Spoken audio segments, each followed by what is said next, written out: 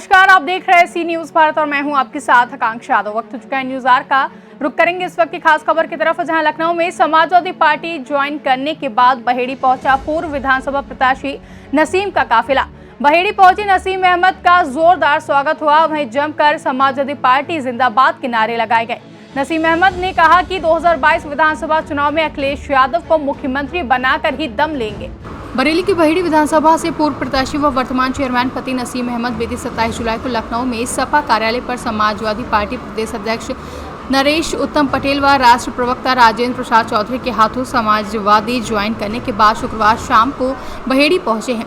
नसीम अहमद का बरेली नैनीताल हाईवे पर कनमन के पास एक रेस्टोरेंट पर भव्य स्वागत किया गया, जिसके बाद नसीम अहमद का काफिला बहेड़ी पहुंचा। नसीम अहमद के बहेड़ी पहुंचने पर जगह जगह पर उनके समर्थकों ने उनको फूलमालाएं पहनाकर पुष्प वर्षा कर उनका जोरदार स्वागत किया और उन्हें मिठाई खिलाकर गले लगाकर मुबारकबाद दी है। इस दौरान नसीम अहमद ने मीडिया से बात करते हुए कहा कि क्षेत्र के लोगों के हर सुख दुख में वो पहले भी गरीब मजलूमों के साथ कंधे से कंधा मिलाकर खड़े थे और आगे भी खड़े रहेंगे। अब वो आने वाले 2022 विधानसभा चुनाव में अखिलेश यादव को उत्तर प्रदेश का मुख्यमंत्री बनाकर ही दम लेंगे।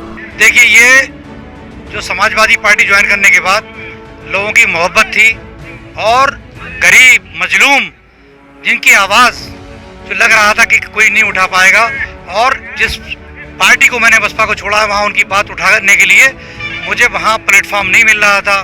माननीय अखिलेश यादव, जिन्होंने प्रदेश का पिछले 2012 से 17 तक जिन्होंने महिला की सुरक्षा के लिए 1090 दी, जिन्होंने स्वास्थ्य के लिए 108 दिया, जिन्होंने 100 नंबर डायल एक जो पीड़ित होता उसके लिए दिया, और प्रदेश का सबसे बड़ा एक्सप्रेस हाईवे लखनऊ से आगरा तक बनवाया।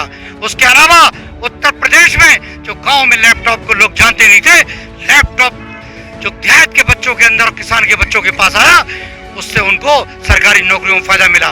तीसरी तरफ लखनऊ के अंदर सबसे पहले उत्तर प्रदेश में अगर मेट्रो कहीं शुरू हुई तो ये हमारे माननीय अखिलेश यादव की देन थी। उसके अलावा अंतर्राष्ट्रीय स्टेडियम हमारे यहाँ लखनऊ में कोई नहीं था और उत्तर प्रदेश में केवल ग्रीन पार्क था, उसके लिए उन्होंने इकोना स्टेडियम लखनऊ के अंदर बनवाया, कैंसर इंस्टीट्यूट बनवाया। 27% आरक्षण जो आज योगी सरकार जिसको गुंडागर्दी करके खत्म कर रही है पिछड़ों का, सही मानों में 27% का आरक्षण माननीय मुलायम सिंह ने अपने कार्यकाल में दिया था, उसको सही लागू करने का काम माननीय अखिलेश यादव ने किया है। उसके अलावा आज जो हालत देख रहे हैं प्रदेश के अंदर कोरोना के नाम पे वैक्सीन जब लोगों की नहीं लगी तो उसके बाद हालत ये होगी कि लोगों को दफनाने के लिए और उनके शमशान में जब जगह नहीं मिली तो उन्होंने गरीब जनता ने लाशों को बहाना शुरू कर दिया। ये प्रदेश की नाकामी है। इस योगी सरकार ने गुंडागिर्दी, इस महिला उत्पीड़न इतना ज्यादा हुआ कि आपने इनके एक विधायक को सुना होगा जिसका नाम सेंगर है, उन्नाव के अंदर उसने महिला का रेप किया। उसके बाद उसके जो गवाह जा रहे थे गवाही के लिए उनको ट्रक से कुचलवा डाला। उसके अलावा आपने देखा होगा योगी सरकार के अंदर आज कई जगह जो विकास के कार्य हैं वो केवल समाजवादी सरकार के कार्य शुरू करे गए हैं, उन पर केवल अपना अपना लेवल लगाया जा रहा है। और जो एक आपने देखा होगा कि उत्तर प्रदेश में बेरोजगारी इतनी ज्यादा है कि 2017 के बाद से जो पीएचडी और पढ़ा लिखा जो वर्ग है, स्नातक वर्ग है, वो आज चपरासी की नौकरी के लिए भी तरस रहा है। हमें उम्मीद है कि आने वाले 2022 के अंदर जो अखिलेश जी की सरकार बनेगी और उसके अंदर जितने उन्होंने कार्य किए हैं आने वाले दिनों में उससे ज्यादा कार्य किएंगे। इसी वजह से लोगों ने उत्साह पूरा दिखाया और सोचा कि हम समाजवादी पार्टी की जो नीतियां हैं, मैं घर घर जाकर आज कार्यकर्ता खास लोग आए केवल, और उसके अलावा घर घर जाकर प्रचार प्रसार के माध्यम से मौखिक रूप से मैं माननीय अखिलेश यादव की जो नीतियां हैं और समाजवादी पार्टी के जो काम किए गए हैं पिछली सरकारों में उनके बारे में बताऊंगा। और मुझे उम्मीद है कि आने वाले दिनों में 2022 के अंदर समाजवादी पार्टी की सरकार बनेगी और गरीबों को उत्पीड़न खत्म हो जाएगा। अब ये आप जो देख रहे हैं कि वजह क्या है कि एक पिछले चुनाव के अंदर आपने देखा होगा कि मैं करीब 6-7 महीने से बिल्कुल न्यूट्रल था, और इस बात के यहाँ के लोग गवाह हैं कि जब पिछला लॉकडाउन हुआ तो गरीबों को कोई पूछने वाला नहीं था।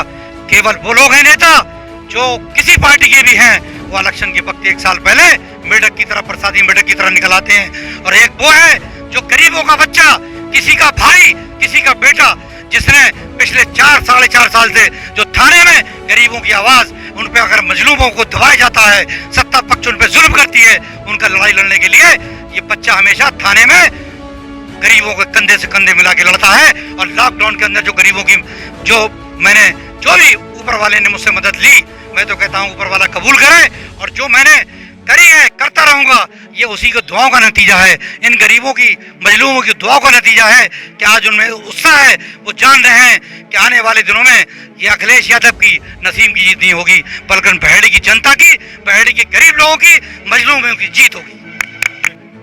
करीब 65 प्रधान बहेड़ी ब्लॉक से जीते हैं और हमारे 65 से ऊपर ही बीटीसी बहेड़ी ब्लॉक से जीते, और दमकोदा बहेड़ी ब्लॉक मिला के हमारे 3 जिला पंचायत सदस्य जो इंडिपेंडेंट जीते हैं।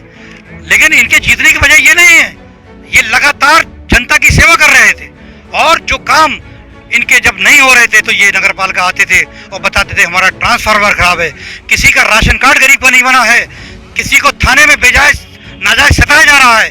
तो इनकी जो जितनी जायज डिमांडें थी उनके लिए हमने थाने में लड़ाई लड़ी और लड़ते रहेंगे। और हम बता दें कि बातिल से डरने वाले ए आसमान नहीं हम 100 बार कर चुका है तो इंतहा हमारा। हम प्रधान जितने क्षेत्र पंचायत सदस्य हैं उनके सम्मान, उनका मान जैसे जनता का हम मान है, उनका मान कहीं गिरने नहीं देंगे। उनके सम्मान के लिए चाहे हमें अपना खून बहाना पड़े, उसके लिए पीछे नहीं हटूंगा। बरेली से सी न्यूज संवाददाता अब्दुल वाजिद की रिपोर्ट।